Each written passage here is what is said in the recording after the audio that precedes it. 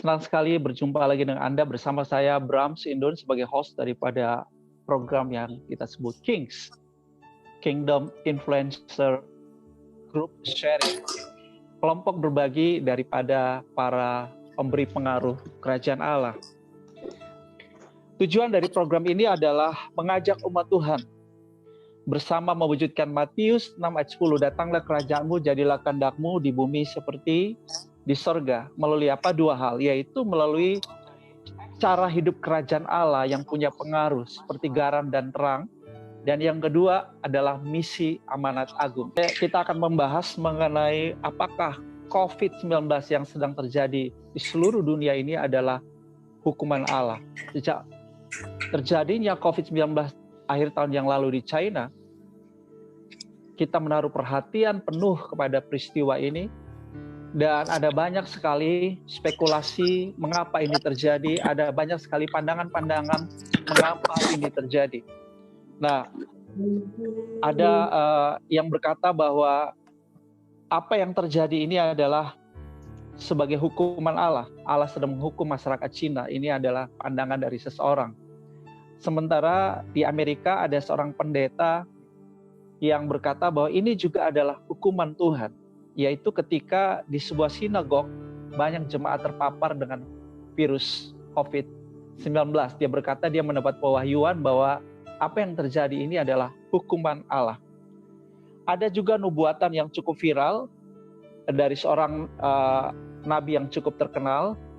Saya tidak usah sebutkan namanya.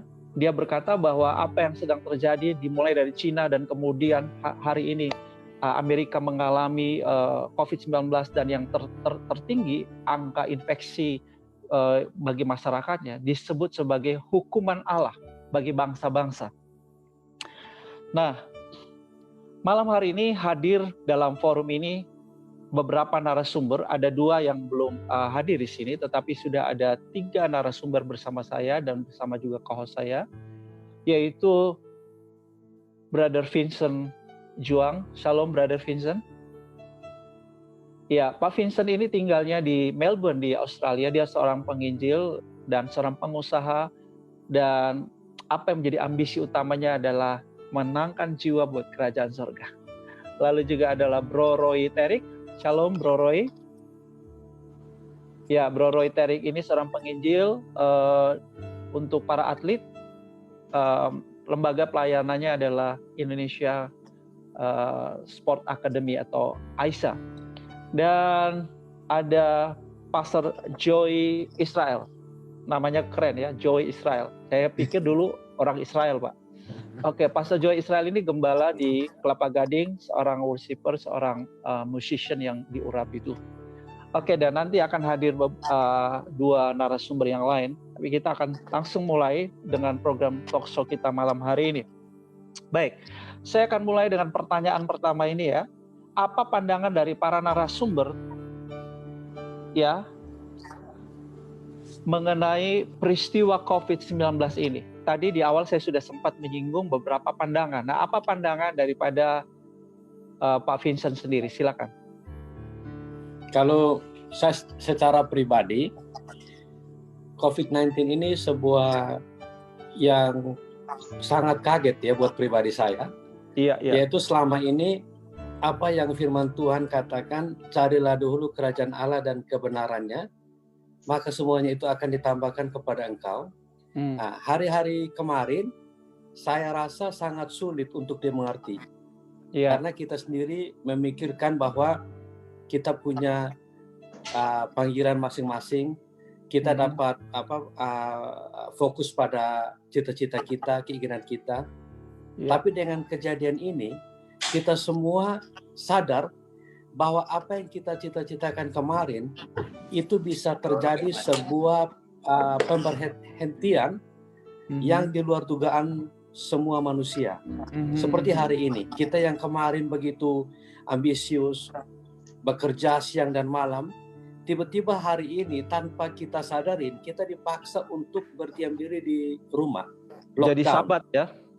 Iya, jadi sahabat. Berarti apa yang dulu kita pikir utama, sebetulnya tidak utama hari ini. Jadi kita benar-benar disadarkan, kita dikasih ada pewahyuan yang baru. Memang hidup itu harus mencari Allah, kerajaan Allah dan kebenarannya. Oke, jadi saya bisa ngambil kesimpulan sementara dari Pak Vincent sendiri, berarti menurut Pak Vincent wabah ini menurut Pak Vincent adalah justru sebuah berkat rohani ya, membuat kita lebih mencari Tuhan dan mempunyai banyak waktu sama Tuhan. Oke, wow. Sekarang Pastor Joy Israel. Ya, shalom saudara. Saya sendiri mau mengatakan bahwa sebenarnya saya ini dari tahun lalu memang kita bergerak di prophetic ya. Jadi tahun lalu kita ada puasa Ester 3 hari 3 malam di Menara Doa Shalom, dan kita mendapatkan bahwa memang tahun 2020 itu adalah tahun yang nggak mudah gitu. Ada 3 hal yang tidak mudah. 3 hal yang Tuhan akan lakukan, dan itu memang bencana yang besar. Itu secara nggak langsung kita ada berapa puluh orang yang kita berdoa di sana, dan akhirnya kita mendapatkan hal itu. Dan waktu masuk ke Januari itu pun kita tahu bahwa memang kenyataannya hal itu terjadi. Jadi waktu itu sempat kita berpikir bahwa Indonesia ini aman ya, Indonesia ini nggak terjadi sesuatu.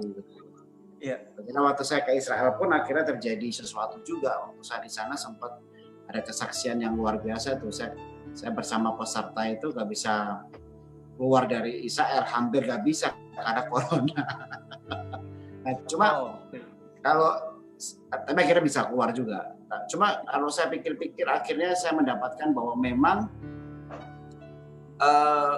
inilah tahun di mana Tuhan sedang memurnikan. Ya, memurnikan itu bukan tulah dan bukan kutuk, tapi lebih kepada Tuhan sedang menampi orang-orang yang dipersiapkan Tuhan lebih lagi ya. Jadi di screening lah, dimurnikan ya. Adanya COVID-19 ini semuanya jadi kembali ke back to nature ya. Nature-nya apa?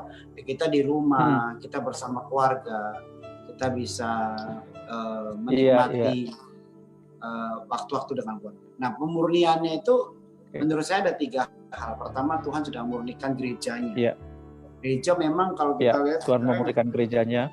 Gereja sekarang kalau saya lihat mungkin banyak hal yang harus dimurnikan untuk sebuah revival yang besar. Cuma memang kita lihat sekarang gereja nggak ada ibadah, nggak ada apa ya, nggak apa-apa. Cuma memang lagi sesuatu sedang Tuhan lakukan. Yang kedua adalah pemurnian di dalam motivasi kita mengikuti Tuhan. Jadi COVID-19 ini apa yang kita kejar sih di dalam hidup ini? Apakah selama ini kita mengejar berkat atau mengejar Tuhan atau mengejar yang lain? Yang terakhir yang saya dapat dari Tuhan, memang Tuhan sedang memurnikan iman kita. Apakah kita di dalam keadaan seperti ini tetap percaya sama Tuhan, tetap kuat sama Tuhan? Memang yang dihadapi kan nggak mudah ya. Hari ini kita bisa bertemu dengan keluarga, dalam minggu depan bisa dipanggil itu suami kita atau istri kita atau anak kita.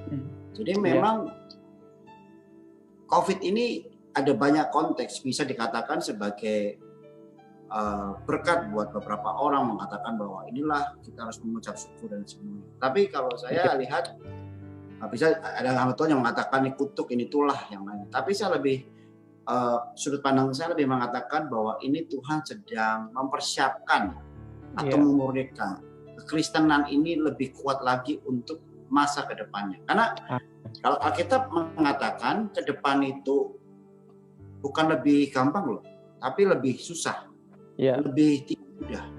Mungkin ini yang kita hadapi belum sebanding dengan kesusahan yang akan datang ya, belum sebanding dengan kenyataan yang datang. Nah, di sini yang kita harus latih itu apa? Iman kita. Ya, Tuhan murnikan karakter kita, gereja Tuhan, iman kita, kehidupan kita, dan kembali kepada dengan Tuhan. Jadi itu Pak, yang saya dapat dari. Wow. Iya. Jadi menurut Pak Joy justru ini adalah sebuah masa pemurnian dari Tuhan buat kita ya. Buat gereja masa kita, persiapan keluarga dan motif-motif kita untuk mempersiapkan kita dua hal, bahwa kedatangan Yesus sudah sangat dekat di ambang pintu, Tuhan lagi persiapkan kita, tapi juga di depan kita ada kegoncangan-kegoncangan yang lebih besar lagi. Oke, gimana Pak Roy? Haleluya.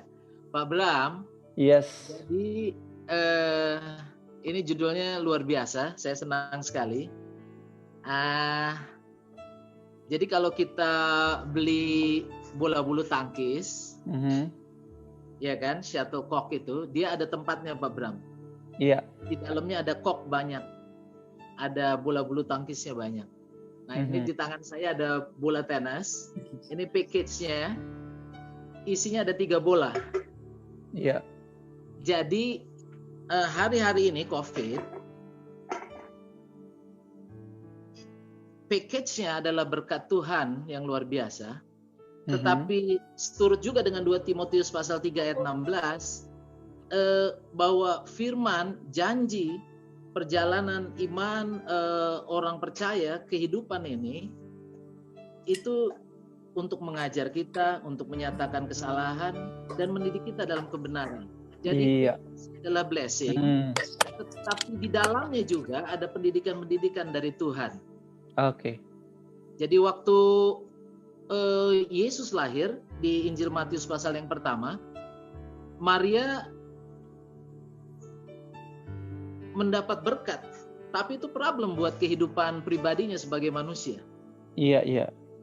Jadi semuanya benar, tetapi garis besarnya adalah berkat Tuhan yang luar biasa. Karena every chapter di dalam kitab Wahyu menuju kepada kesudahan segala hal,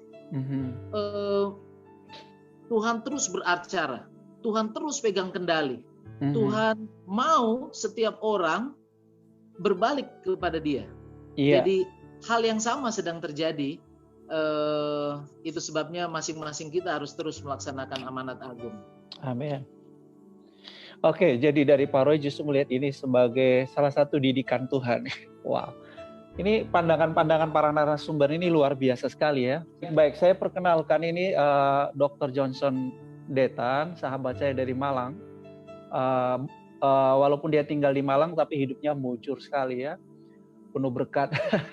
Oke, Pak Dr. Johnson ini punya sekolah internasional di Malang, juga dia sudah mendirikan 23 sekolah umumnya di Nusa Tenggara Timur, mulai dari sekolah dasar sampai SMU bahkan SMK, dan saat ini sudah akuisisi sebuah universitas di Kupang yaitu Universitas San Pedro. Jadi ini seorang yang berdampak besar melalui pendidikan. Puji Tuhan, selamat datang Pak Dr. Johnson.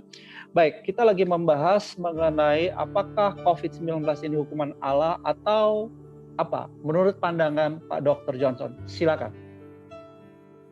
Ya, Pastor Bram, salam, kari salam semua, siapa saja di mana dengar acara ini. Terima kasih Pastor Bram untuk invite saya ke acara ini. Sama-sama. Pak Roy, Pak Joy, halo Kitchen, ya. Ya, karisan salam. Ya, ini topik yang sangat indah, Pastor Bram. Iya. Saya akhir-akhir ini sementara berkhotbah dari Kitab Wahyu. Makanya untuk menjawab hal ini, Pastor Bram, saya mau lihat dari kacamata Kitab Wahyu. Iya. Wah, keren nih. Ayo, ini ngeri nih kalau dengar Wahyu nih. Ya, silakan.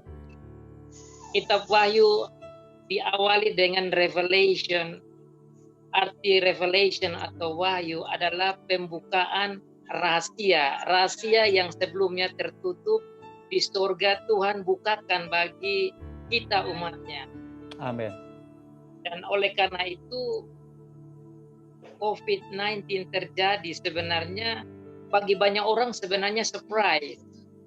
Tapi bagi kita orang Kristen yang percaya Allah Tritunggal tidak harus surprise. Karena kita bisa melihat hal-hal ini lewat kacamata Kitab Wahyu. Iya.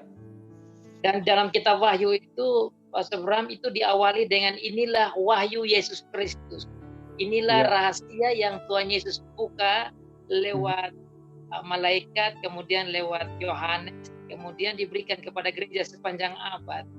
Iya, iya. Dan dalam kitab Wahyu ayat 1 pasal 1 ayat 3 itu dibilang berbahagia. Bahasa Indonesia berbahagia, tapi dalam bahasa aslinya itu dia bilang blessed, diberkati. Diberkati bagi siapa yang baca, siapa yang dengar, dan siapa yang lakukan.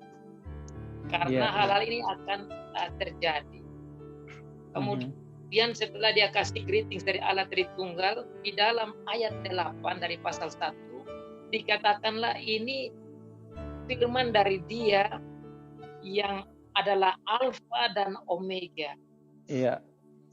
Nah, kata Alfa dan Omega adalah abjad dari orang Yunani, seperti kita A sampai Z. Iya. Dalam pemahaman saya, abjad A sampai Z atau Alfa sampai Omega itu menunjukkan sejarah universe, the history of the universe. Makanya dalam kalimat kedua Tuhan Yesus bilang yang sudah ada, yang ada, dan yang akan datang. Iya, iya. Itu sekali lagi menunjukkan the history that already there is now and is coming to happen. Yes. Nah, sekarang kita mulai lihat dengan kacamata Alfa dan Omega, yaitu Tuhan kita Yesus Kristus, yang adalah pemegang seluruh sejarah yang sudah ada. Sebelum dunia ini ada, dia sudah ada. Waktu dunia ada, sampai sekarang kita ada, yang kita hadapi di COVID-19. Dan nanti akan terjadi lagi hal-hal yang tidak juga kita tahu, tapi sudah dibukakan dalam pasal-pasal selanjutnya. Iya. Makanya Pastor Bram menjawab kata tema ini, saya mau lihat dari kacamata itu. Bahwa COVID-19 is in the hands of our God, our Lord Jesus Christ, who is the Alpha and Omega, who is there, who was there, and who is coming. Amen. Kemudian dalam kalimat selanjutnya, ayat 8 itu dikatakan, the Almighty. The Almighty berarti yang Maha Kuasa. Nah, itu connect sekali dengan yang disebut di dalam Matius pasal 28, ayat yang ke-18. Dan ini hiburan bagi kita Tuhan yang percaya. Haleluya. Amin. Bahwa dia bilang, kepadaku telah diberikan segala kuasa. Yes. Amin. Bahasa Indonesia Pastor Bram tidak terlalu dalam, tapi kalau kita lihat dalam bahasa aslinya, itu bukan saja kuasa, itu adalah authority. Iya. Jadi authority itu lebih dari kuasa. Iya. Nah, Tuhan Yesus ini saja yang pegang authority, dan bersama dengan authority itu kuasa yang ada di surga dan di bumi. Nah, sekarang kalau kita lihat ini COVID-19 yang kita bilang droplets itu, is a little teeny thing. He allows it happen. Dan ini nanti connect dengan yang Pak Joey omong tadi, connect dengan Pak Roy juga omong tadi. Tapi saya mau lihat dengan kacamata Tuhan ini, supaya kita bisa tarik nanti kena persis apa yang untuk kita mau di purification, atau kita mau hidup lebih dekat ke Tuhan. Tapi bagi saya Wahyu pasal 1 ayat 8 dan Matius pasal 28 ayat yang ke-18 itu sangat penting. Nah, kalau kita hubungkan lagi dengan Wahyu pasal yang ke-5, itu dijelaskan di sana bahwa tidak ada orang yang berani di surga, baik makhluk-makhluk, malaikat, pemimpin tua-tua, semua petinggi-petinggi yang ada di surga, tidak ada satupun yang berani menerima scroll, yaitu seluruh sejarah universe dari tangan Bapa yang ada di tengah takhta. Kemudian dikatakan di sana hanya satu saja, yaitu anak domba, yaitu singa dari Yehuda, itulah Tuhan Yesus. Dengan istilah duduk di sebelah kanan itu, yang artinya dialah yang mengatur seluruh sejarah ini. Jadi pertanyaan tema kita, apa ini curse atau ini apa? Jawabannya, it's actually in his hand. He is the one who running it. He is the one who ruling it. Dialah yang mengatur, mengontrol, mengizinkan ini semua terjadi. Nah, kalau kita pegang ini, Bapak Bram dan teman-teman, kalau kita pegang ini, maka kita tidak perlu takut dan khawatir dan bimbang dan gulana, dan kita bisa membawa berita Injil lebih luar biasa. Pertama-tama di rumah dulu sekarang. Saya mau kembali kepada dia punya aplikasinya, Bapak Pendeta Bram. Aplikasinya Pastor Bram, yaitu Why We Are Being Locked Down. Kenapa kita di lockdown sekarang? Ini berarti yang tadi connect dengan Pak Joy bilang, while you think for yourself, your wife, your husband, your children, whoever stay with you, are you close to God? Are you purify yourself? Are you have fellowship with God or not? Because I am the one who running it. I am the one who allows it. Nah, jadi sekarang menurut saya gospel yang harus kita buat, ini sekarang kita tingkatkan dan sampaikan di rumah diri kita sekarang. Baik pendeta, baik majelis, apapun, kepada diri dulu sekarang, kepada istri suami, kepada keluarga, baru kita lanjut kepada lebih luas. Secara sekarang Pak Bram buat ini sebenarnya arahnya lebih luas lagi untuk masing-masing koreksi diri sudah. What should we do after we understand what God is allow these things happen? Kira-kira itu dulu, Pastor Bram. Wow, keren. Luar biasa sekali, luar biasa. Saya yakin para pemirsa dapatkan banyak insight dari apa yang dibagikan Pak Johnson. Jadi lebih deep lagi, lebih dalam lagi secara teologis, bahwa semua yang terjadi ini dalam kontrol Tuhan, dan bisa kita katakan bahwa by God design. Artinya begini, ini sudah bagian daripada rancangan Tuhan.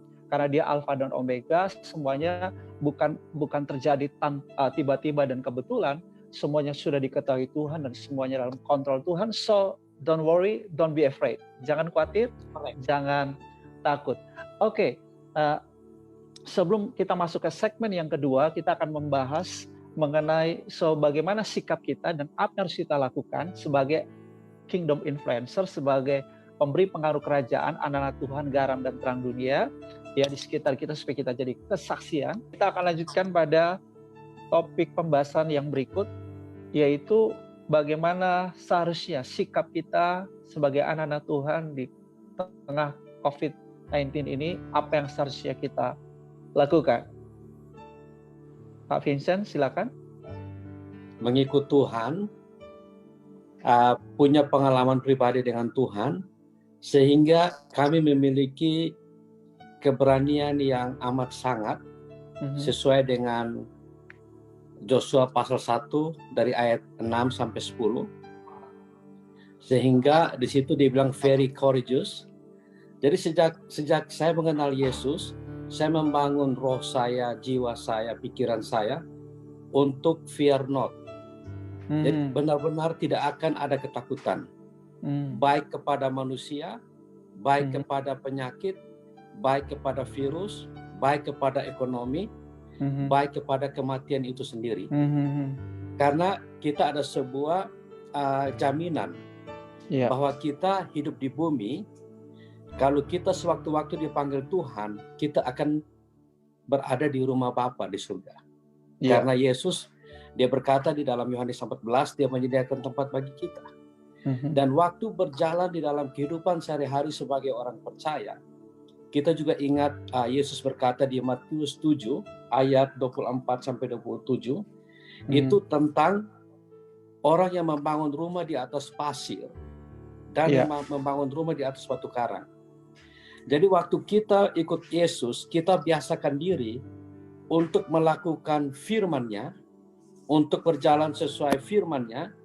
Waktu ada goncangan-goncangan seperti sekarang ini, entah itu COVID-19, mungkin setelah COVID-19, efek dominonya mungkin akan terjadi kelaparan, pemutusan hubungan kerja, entah apa itu tantangannya.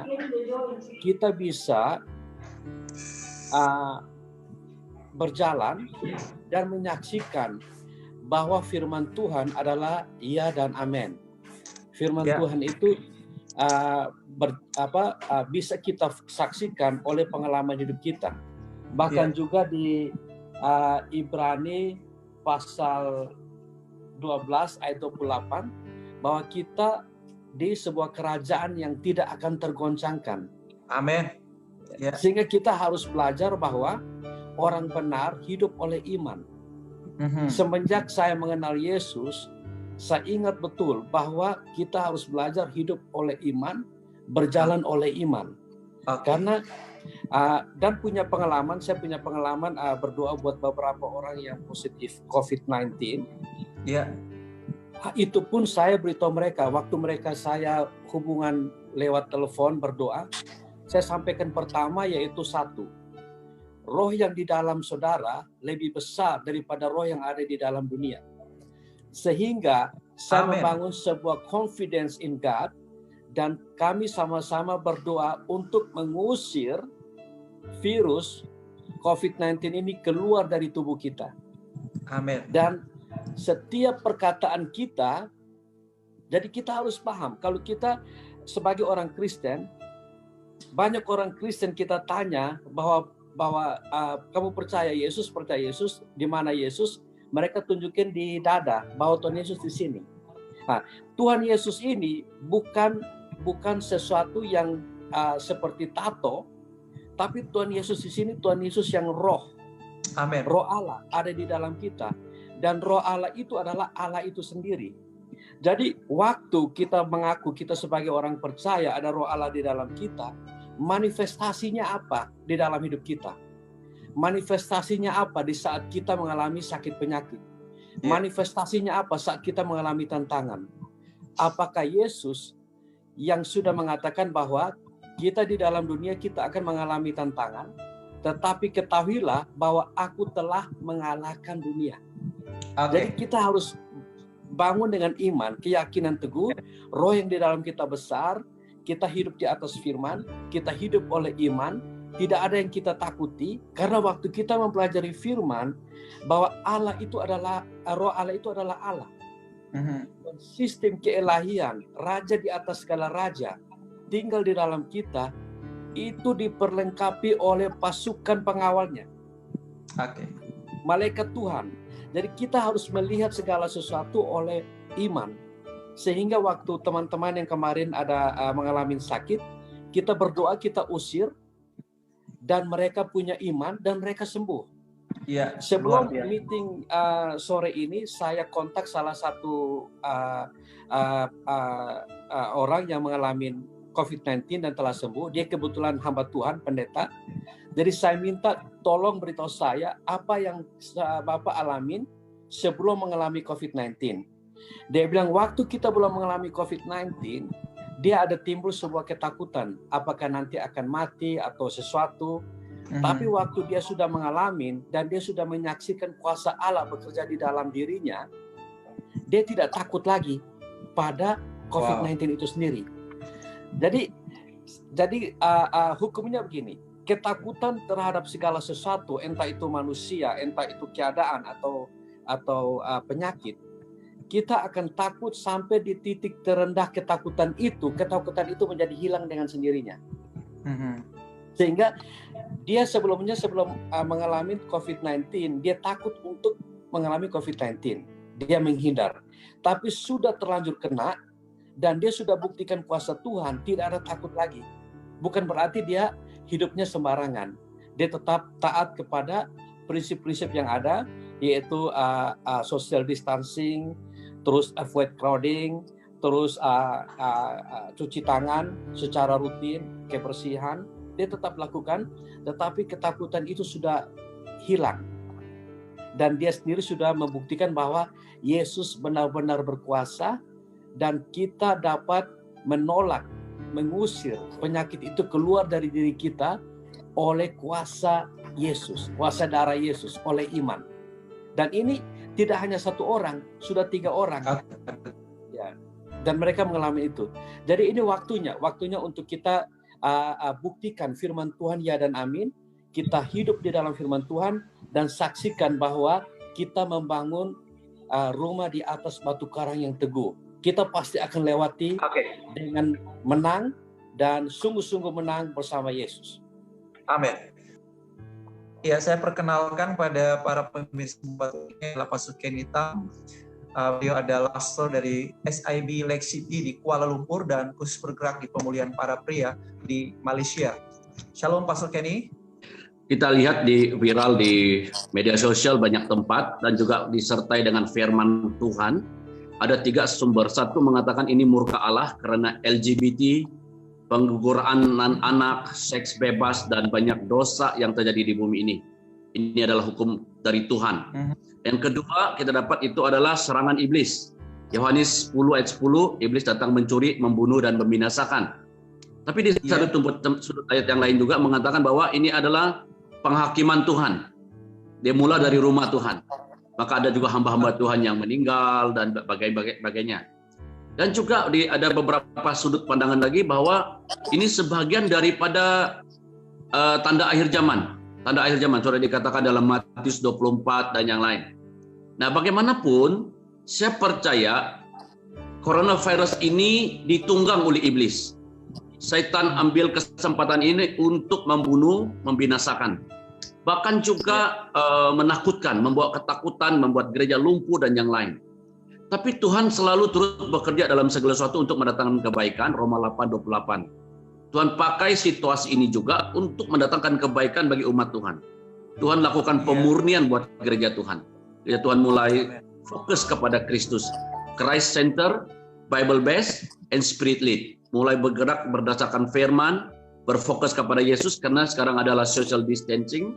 Di mana-mana tempat ada lockdown. Kalau di Malaysia itu namanya perintah kawalan pergerakan. Semuanya aktiviti gereja tidak dibenarkan dan yang lain.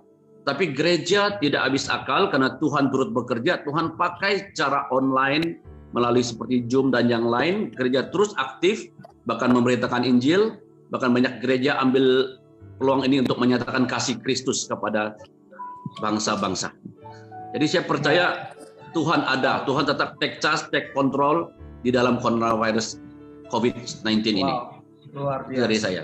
Sebuah perspektif yang bagus sekali, yang luar biasa. Kayaknya rangkuman dari perspektif yang tadi sudah dibagikan oleh teman-teman semuanya. Baik, karena waktu kita nanti sudah mendekat pada close, maka kita akan berikan beberapa pandangan yang singkat ya. Oke, saya minta sekarang Pak Storjoy, gimana? Apa yang harusnya kita lakukan saat ini? Saya ada 4 hal, tapi singkat-singkat aja. Yang pertama tadi seperti yang Pastor Vincent sampaikan, jangan pernah takut ya. Karena kita punya roh atau kuasa yang lebih besar dibandingkan apapun di dunia ini. Jadi memang ini intimidasi sama roh ketakutan sedang kuat sekali dan orang banyak sekali yang ketakutan, orang banyak sekali yang khawatir, bahkan ada yang sampai depression, dia kemana-mana harus pakai plastik satu badan, saking ketakutannya, mau belanja aja harus pakai begitu banyak perlengkapan seperti mau perang.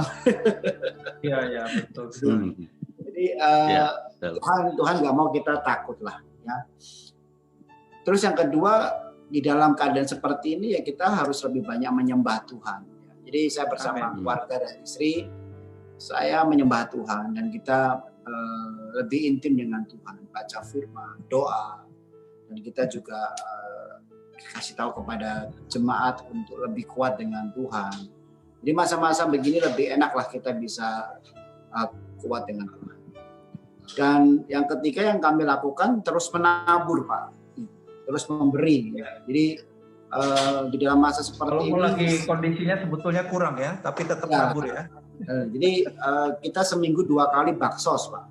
Jadi kemarin kita kalau kemarin kita bagiin 250 sembako buat sopir taksi Bluebird yang ada di Kemayoran. Jadi kenapa kita kasih ke sopir-sopir dan tukang ojek?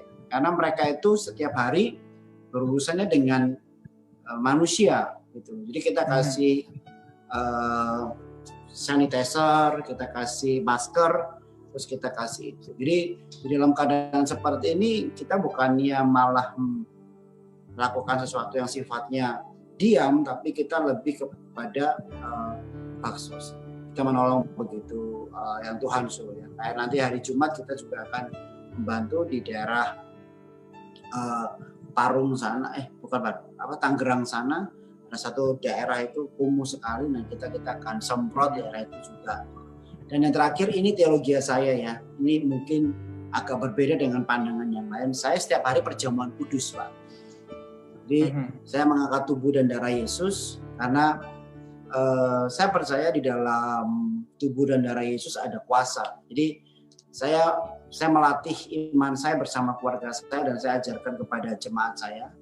Jadi saya setiap hari mengangkat tubuh dan darah Yesus dan deklarasikan bahwa kita pasti bisa lewatin ini, kita pasti kuat, kita pasti menang. Jadi 4 hal itu, jangan takut, jangan menyerah, menyembah Tuhan, ya. Terus tetap intim, terus memberi, menabur kepada orang-orang yang susah di masa-masa seperti ini. Ya. Dan yang terakhir perjamuan kudus saya lakukan. Itu aja Pak Bram. Terima kasih Pak Sujay, keren sekali. Oke, Brother Roy, silakan. Ya. Pak Bram, jadi sekali lagi saya percaya ini paket, ini bola tenis, ada banyak hal di dalamnya yang Tuhan mau. Jadi pendapat-pendapat dari sahabat-sahabat hamba Tuhan, kalau itu ada janji firman-Nya, kalau itu firman-Nya, kita boleh sama-sama terima. Dan karena yang menarik Pak Bram buat saya pegang janji Tuhan, saya pegang pengalaman-pengalaman yang Tuhan buat semua kita, itu penting. Waktu badai datang, Tuhan hanya bicara, ini aku. Ya. Kepada murid-murid. Itu luar biasa. Jadi saya sangat confident sama keadaan ini. Karena sekali lagi seperti Maria yang mengandung Yesus dari Roh Kudus, dia mengandung berkat, tetapi tentu dia juga menghadapi masalah. Jadi itu paket. Di dalam berkat ada tantangan-tantangan khusus buat kita, ada tantangan-tantangan khusus buat dunia luar, ada tantangan-tantangan yang lain buat banyak pembaharuan yang akan dimulai. Dari 404 ayat di dalam kitab Wahyu, kalau saya sambung Bung Detan, hanya ada 1 ayat, yaitu seks. Tapi kalau kita pergi ke toko buku rohani, maka buku seks yang paling banyak. Padahal dari 404 ayat di dalam kitab Wahyu, hanya ada 1 ayat di dalam 1 pasal dari 22 pasal, tetapi bukunya banyak. Jadi iblis tetap juga berusaha mempengaruhi orang percaya untuk memutarbalikkan.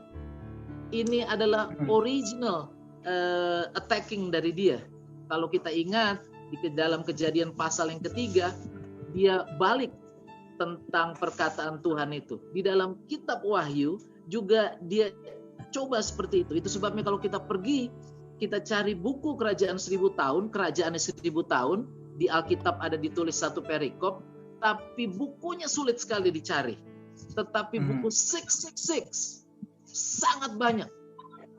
Padahal every chapter, Pak Bram, setiap langkah di akhir zaman di dalam 22 pasal selalu mulai dengan Yesus, Revelation of Jesus. Pernyataan Yesus kepada gereja pasal 2 dan 3. Yesus pegang tahta di pasal keempat, pasal kelima tadi kita sudah dengar, pasal keenam setiap materai Yesus selalu dimulai dengan anak domba. Tetapi kalau kita sekali lagi lihat di YouTube, justru fokusnya kepada bintang-bintang, kepada rasi-rasi bintang, tetapi bukan kepada Yesus. Itu sebabnya hari ini saya senang sekali dengan keadaan, karena buat saya ini kita semua back to the future, yaitu kita harus kembali kepada Yesus, dan Yesus yang menangkan dunia sampai kepada kosmos, sampai kepada kesudahan segala hal, Pak Bram. Oke. Jadi dari Pak Roy, buat pemirsa semuanya, fokus kembali kepada Yesus. Ya, amin. Luar biasa sekali. Oke, Pak Dr. Johnson, silakan. Setuju dengan apa yang sudah dikatakan sebelum. Sekarang saya mau lihat dengan kacamata lain lagi, Pak Bram, untuk topik what to do now. Jadi apa yang harus kita buat setelah melihat peristiwa corona yang Tuhan izinkan ini? Saya melihat dengan kenyataan how could that possible that this happen even during when we have to celebrate the death, Good Friday and the resurrection? Kenapa kok sampai pada saat ini kita rayakan kematian Tuhan Yesus dengan model begini, terus kemarin hari Minggu ini kita rayakan hari kebangkitan Tuhan Yesus dalam suasana yang sangat spesial. Why our God allows this? Kenapa Tuhan izinkan ini? Maka saya melihat ini ada maksud Tuhan di balik semua itu. Amin. Yaitu bahwa dengan mengizinkan ini terjadi, saya melihat Tuhan mau agar kita orang Kristen yang percaya Tuhan Yesus harus tahu bahwa kita telah pindah dari maut kepada hidup. Iya. Bahwa kita telah menerima keselamatan yang kekal itu pasti, itu pasti. Tidak tunggu nanti di surga. Maka dengan coronavirus ini, saya berpikir kita harus membuat diri kita live like heaven in this earth. Jadi kita mau jalankan hidup dalam ini satu yang agak beda, Pastor Bram. Orang di luar hidup seperti ada dalam neraka, ada ketakutan, ada rasa panik. Tetapi kalau tadi kita nyambung dengan yang saya bilang dari kitab Wahyu dan disambung dengan poin saya yang kedua, how can we live a heavenly life in the middle of this suffering and struggle and fight? Bagaimana kita bisa hidup sebagai orang surgawi di tengah datangnya COVID-19, tantangan ini dan kesulitan ini, termasuk nanti tabrakan ekonomi yang bisa terjadi. Jadi ini penting untuk kita tahu bahwa kita orang surgawi ya. Jadi di bumi ini kita bukan hanya berjalan secara natural, tapi berjalan secara supranatural. Correct. Nah itu saya mau hubungkan Pastor Bram dengan kebangkitan. Kalau kita rayakan kebangkitan, ini kan peristiwa kebangkitan 2 hari lalu kita rayakan. Tuhan Yesus bangkit dari mati, Dia itu memberikan kita the victory. Itu yang Pastor Bram ada bilang juga, we are more than conqueror. Yes, kita lebih dari pemenang karena Tuhan Yesus. Itu penting. Kita adalah pemenang-pemenang in the middle of corona attack, in the middle of coronavirus, in the middle of economy recession.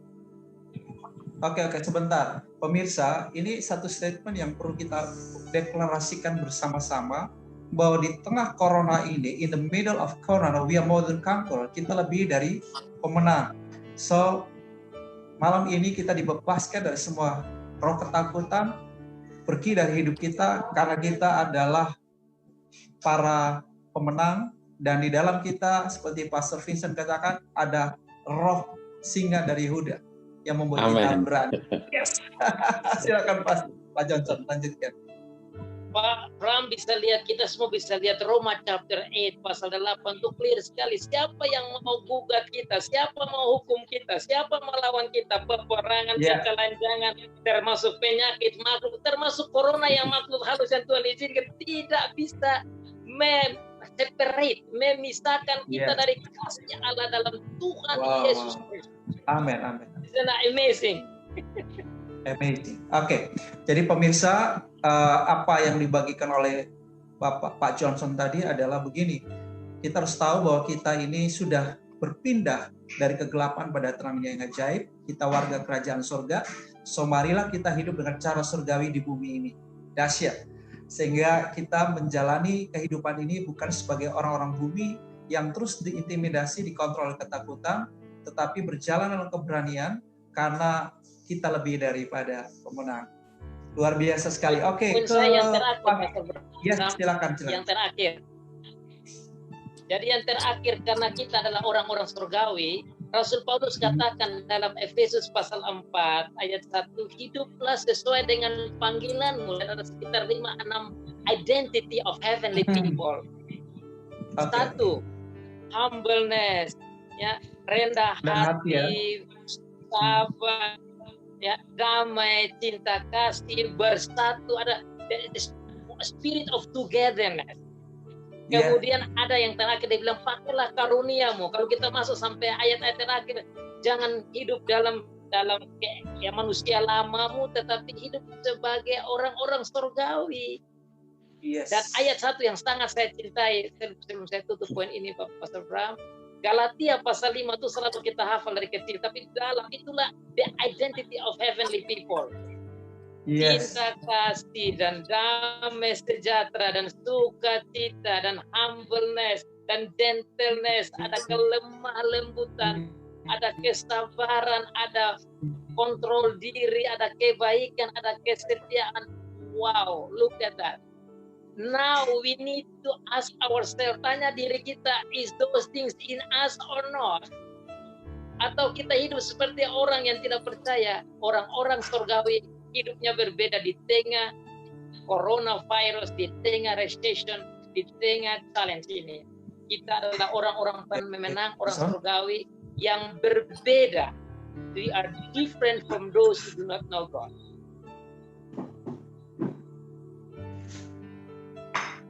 Thank you, Pastor. Itu aja poin saya. Oke. Terakhir, what we have to do, apa yang harus kita lakukan saat ini? Halo, Pastor Kenny. Halo. Ya, Pastor Kenny. Oh ya, dari saya ya. Ya, halo. Bisa? Iya. Bisa. Bagus. Bisa ya? Ya, Oke. Dari saya melihat bahwa coronavirus ini membuat semua keangkuhan manusia, kesombongan orang yang kaya miskin tunduk. Di mana-mana orang hidup dalam ketakutan dan juga dalam keadaan social distancing, orang mulai stay at home. Kalau di Malaysia itu semua kami tidak boleh bergerak kemana-mana, mungkin saya percaya banyak tempat.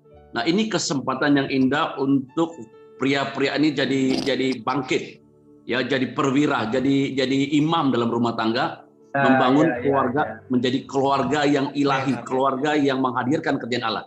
Seperti pesan firman Tuhan yang Pak Bram bawa, back to Eden. Ya, membangun kembali. Ini kesempatan karena tidak choice, kita tidak boleh bergerak bebas. Semua harus back to Eden di rumah. Jadikan rumah kawasan kami. Ya, di rumah bapak-bapak harus bantu istri ke dapur, urusan, dan juga kami disuruh pergi berbelanja, Pak. Ketua rumah harus wakil dan tidak beli sembarangan orang yang beli keluar, karena di luar kami harus pakai masker, kami harus sanitizer, dan ini memberi gambaran untuk kita benar-benar maksimum. Jadi pria yang maksimum, yang menjadi serupa Kristus. Ini kesempatan untuk exercise iman yang kita pelajari selama ini. Nah, ini peluang yang baik. Nah, disinilah kesempatan yang saya percaya banyak tempat-tempat yang dulu tidak boleh tutup, seperti tempat-tempat social club malam yang lain tutup semua, Pak, dikawal oleh polisi tentara. Nah, ini membuat maksiat dan kejahatan mulai berkurang. Tidak berani bergerak karena ada social distancing ini, PKP atau lockdown. Nah, saya percaya ini adalah satu kesempatan untuk orang berpikir balik untuk hidup. Kita semua berdepan dengan maut di sekitar kita. Tetapi kesempatan untuk gereja menjadi terang dan garam dunia. Gereja harus bangkit, gereja harus jadi saksi Kristus. Dan saya persiapkan jemaat Tuhan, kami ada satu task force group untuk tiap minggu terus ada ibadah secara online. Ada systematic pemudiran terus dijalankan midday devotion. Dan kami juga tetap ada doa melalui Zoom, kumpulan, dan juga sel-sel berjalan. Ini saya juga memberi pesan-pesan yang sangat tegas. Ini waktunya kita persiapkan diri untuk bangkit, dan kegerakan Tuhan akan terjadi, revival akan terjadi apabila proses ini lalu. Saya percaya di sebalik ini tetap Tuhan kita take control. Tuhan mempersiapkan umat Tuhan. Satu kegerakan, satu great awakening, dan ada revival besar seperti nubuatan dari Pastor Paul Ang di mana-mana. Indonesia akan bertambah. Orang percaya di Malaysia dan juga di Eropa akan balik pada Tuhan. Ini kesempatan, saya percaya coronavirus ini Tuhan mau lakukan pekerjaan besar. Tuhan memberkati. Luar biasa. Wow. Para pemirsa, kita sudah dengarkan beberapa perspektif dan apa yang harus kita lakukan hari-hari ini. Baik, sebelum kita berdoa, maka saya akan membacakan dulu beberapa ayat buat para pemirsa semuanya Yang pertama dari Kolose 3:6 dikatakan, dimulai dari ayat 5 dulu, karena itu matikanlah dalam dirimu segala sesuatu yang duniawi, yaitu percabulan, kenajisan, hawa nafsu, nafsu jahat, dan juga keserakahan yang sama dengan penyembahan berhala. Ya, ini bagian dari didikan Tuhan, peringatan Tuhan juga buat kita, supaya hari-hari ini kita mempersiapkan diri. Tadi bicara soal pemurnian, hidup kita semakin benar di hadapan Tuhan, ya, kita berbeda dengan dunia, kita menjadi anak-anak kerajaan surga, menampilkan cara hidup surgawi yang berbeda dari kehidupan kebanyakan orang di sekitar kita. Dikatakan bahwa ketika manusia hidup di dalam kenajisan, percabulan, hawa nafsu, jahat, dan semuanya itulah yang akan mendatangkan di ayat 6. Semuanya itu mendatangkan murka Allah atas orang-orang durhaka. Jadi kalau bicara murka Allah, sebetulnya murka Allah itu bagi orang-orang durhaka. 1 Tesalonika 5:9 berkata, karena Allah tidak menetapkan kita untuk ditimpa murka. Katakan amin. Puji Tuhan. Amen. Tapi untuk Amen. keselamatan dalam Yesus Kristus, ya. Dan di dalam Roma pasal 5 ayat 8-9 juga dikatakan, akan tetapi Allah menunjukkan kasih-Nya kepada kita oleh karena Kristus telah mati untuk kita ketika kita masih berdosa. Ayat 9, lebih-lebih karena kita sekarang telah dibenarkan oleh darah-Nya, kita pasti akan diselamatkan dari murka Allah. Jadi kalau ada yang berpendapat ini murka Allah, maka malam hari ini jelas bahwa ini bukan murka Allah. Kenapa kesimpulannya begitu? Karena kalau murka Allah, maka anak-anak Tuhan, orang-orang benar, orang yang tulus cinta Tuhan, tidak akan mengalaminya. Ya, sama seperti Lot dan keluarganya diselamatkan dari murka Allah. Sama seperti ketika murka Allah menimpa orang Mesir, maka orang Israel dilindungi secara khusus, tidak mengalami itulah. Jadi kita menerima ini dari perspektif yang berbeda. Tadi semua sudah dibagikan dan sangat tepat sekali. Sampai jumpa semuanya. Tuhan memberkati. Terima kasih Pastor Bram. Terima kasih. Shalom semua. Pendeta Joel. Shalom Pak Vincent. Shalom. Selamat berkenalan. Tuhan berkati. Tuhan berkati. Dari Kuala Lumpur. Ini. Ya, shalom. Shalom, Pastor. Jangan pernah ketemu ya. Oke nih, salam. Shalom.